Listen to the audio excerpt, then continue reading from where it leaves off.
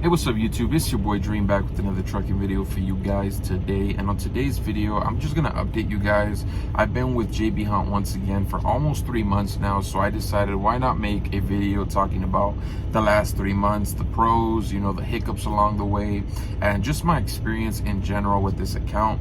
So before I even get started, this is a 99-cent store account. I am a regional driver. I go home about every other day. There's some trips where I do go home daily. Like for today, I have a trip going to Barstow, and it's a 2-store, and it's very local, so I should be able to make it back. But yeah, for the most part, most of these loads do have me going home the next day, so that is a huge pro for me because, like I said in previous videos, we had a baby in the beginning of the year, and home time was something very important, and I'm getting that consistently with this job or this position. So let's start off with the pay. So I only work 5 days a week. You can opt in to work a 6th day, but right now with my current situation, I'm comfortable with 5 days and everything is going smoothly. On the low end, I tend to gross anywhere from $1,200 a week to $1,700.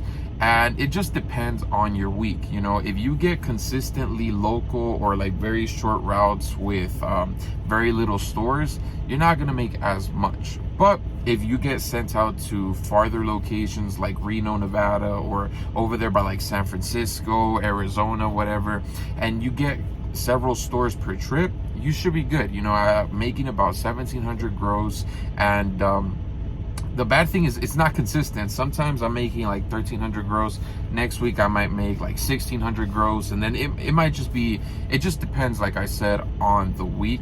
And really quick, this company starts you off at 60 cents a mile plus $25 a store. So if you do anywhere from 6 to 8 stores a week, that's an extra $150, an extra $200 on your check, and it adds up at the end of the week. Another cool thing about this account that I didn't even know of when I got hired was, I just knew like a little bit before, was that they have an incentive where if you work more than 52 hours in a week, you get an extra $125. And as a truck driver, 52 hours is easy. You could do that in a breeze, but they do have that incentive, a free $125 basically just for doing your job, not really doing much extra work. And if you do a 6th day, that's 52 hours gone, right? So that's a really cool thing to see on your check every week, assuming you hit 52 hours. But let's talk about a negative real quick. So a negative I thought would be the backing into the docks. Before I joined, I heard people say that like some of these locations are very difficult. You're gonna have problems backing up to these docks. And honestly, from my personal experience, I find getting to the store to be a little bit more difficult than actually backing into the dock. And when I say that, it's because some of these store locations are by residential areas. So like right before you go into the actual store location, you have to make like a right-handed turn. Like right now, I had to make a right-handed turn on a 2-to-1 lane, and there was a car in the way. So yeah, you gotta wait for them to move, you gotta swing wide, you gotta do all these things, and that's just one location. Some locations might be tight, it all just depends on the location. But backing into a dock, I really haven't struggled. So thankfully, I just get out and look or whatever. And yeah, if you've been backing for a while, it shouldn't be an issue. Or, worst case scenario, you get out and look, and that should fix the backing issues, because some of these stores, pretty straightforward, just straight line back, whatever. You do got to watch out though. There's a lot of cars depending on the parking lot or the location. There's homeless people passing by, cars getting in the way, and as long as you're vigilant, you shouldn't have any issues. Don't run people over. But yeah, that's one of the negatives, I guess you can say. Another negative about the stores, maybe it might just be me, because you guys probably know the bad luck that I have when it comes to trucking. And normally they're supposed to take about 30 to 45 minutes to unload you. But for some reason, I've had some stores that take way longer. I've had stores where it's taken over 2 hours, and I've had one store that took about 4.5, but there was an issue there, and the store resolved it. I got detention, I got all this stuff, but yeah, that would be a negative. It doesn't happen all the time. A lot of these stores are really good at unloading. They get you in and out pretty quick. But yeah, there are those stores that, like, they might be short staffed for the day, their forklift broke, and yeah, but dispatch has a solution. All you got to do is give them a call. If they take longer than a certain amount of time, they'll call the store, they'll email the store, whatever they're doing, and worst case scenario, you get detention. So I've gotten detention because of it a couple of times, and I did have to stay at a dock about 3 times within these last 3 months because 1 or 2 stores would take longer than they were supposed to, and I couldn't make it to a truck stop, so it was best for me to just stay in the parking lot or at the actual dock itself. But yeah, I would say that would be a negative. Talking about parking and making it to a parking, like a truck stop and stuff like that, that goes to another pro. So because I start on, like, I'm a night driver, I start anywhere from midnight to 4 in the morning. I do start sometimes earlier than midnight or even after 4, but it just depends on the route and stuff like that. But one of the good things is you don't deal with traffic. Yes, of course, if there's construction or if there's an accident, that's unavoidable, but for the most part, you don't leave the yard and are stuck bumper to bumper traffic. And I lived in LA almost my whole life, and any time of day almost, you're gonna get traffic. But from midnight to 4 a.m. or a little before and a little after, you should be good.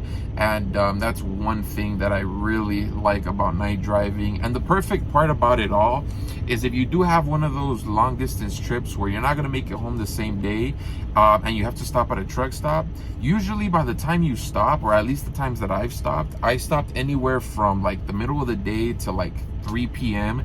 and there's always parking. So that's really awesome. I don't have to worry about like, oh man, it's 5 p.m. I'm not gonna find parking. No, I stop towards the middle of the day because I run out of my hours, and it's a good feeling when you get to a truck stop and there's full of parking, so you don't have to worry about that stuff. But yeah, that's right now I'm coming into like a blank because I didn't write anything down. Paperwork is very simple. Once you get to the store, you know, you give them the paperwork, you send in the information on the app. Everything is very simple. You don't have to be like a tech guy to understand all the stuff with the app and stuff like that. But yeah, and then talking about taking a little bit longer, right now it's 7:30. I got here like at 6:45 and they still haven't open the door. I did call the store and they said that I'm a little early, even though my appointment's at 7, but that they're just gonna open up the store inside, and whatever. It's a local route. I'm going home today, the same day, so I don't care. But yeah, so I know that I'm gonna be here more than 30 to 45 minutes, but hey, I only got Barstow to go from here, and then I go back to the yard, so there's nothing to really complain about. Let's talk about another negative and complain some more. So another negative would be, because I have a brand new truck, I have a driver facing camera. So yeah, it sucks. I don't like it. I mean, I don't do things when I'm driving that you're not supposed to, so on that side of things, there's nothing to worry about. But it's just in general, it's just the thought, you know, what if like I'm jamming out to music, I'm freaking in the moment, I'm jamming, and I get a critical for whatever reason, and then I go look at it in the office, and then I'm just right there screaming, freaking, like, yeah, it could get a little, you know. But it has got me in trouble once. I understand the purpose, of course, for safety, protect you, protect the company, whatever. I understand that, but it's just it has a couple drivers in that little, you know. But when I say that I got in trouble because of it once, it wasn't the driver's side camera. I wasn't doing anything wrong, but I rolled a stop. So yeah, they called me into the office, and we looked over the video. It was like 3 or 2 in the morning. It was dark outside, of course. And I'm leaving the freeway, rolling up to the stop, looking. It's clear. There's no cars around me, and I do the turn. Oh, I'm probably going like 2 miles an hour. I do the turn because it's clear.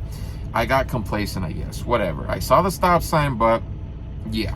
And yeah, they sent me to the office, and we looked over the video, whatever.